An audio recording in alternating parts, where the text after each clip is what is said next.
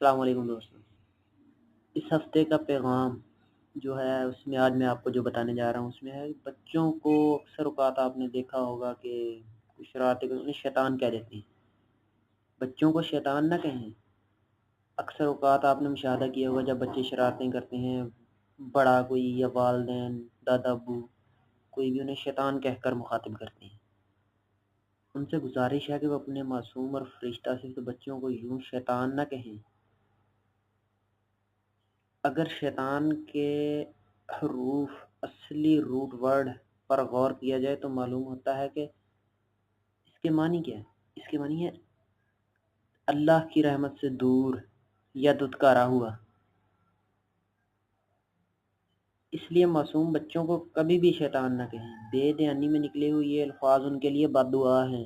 دعا نہیں، بد دعا۔ یہ ان کے لیے کوئی باعث مذاق میں بھی انہیں کہہ دیتے ہیں کچھ کہ بڑا شیطان ہے، کہتے ہیں نا۔ اگر بچے زیادہ شرارتیں کرتے ہیں ان سے پیار سے بات کریں، سمجھائیں، شرارتیں نہ کریں۔ یہ بچے ہیں، شرارتیں کرنا تو ان کا کام ہے۔ ان پر غصہ نہ کریں۔ اگر کبھی غصہ آ بھی جائے تو انہیں شریر کہہ لیں، کوئی اور لفظ یوز کر لیں جو اس طرح کی کم سے کم بد دعا تو نہ ہو۔ اللہ تعالیٰ سے دعا ہے کہ ہم سب کو ہدایت دے۔ آمین ثم آمین۔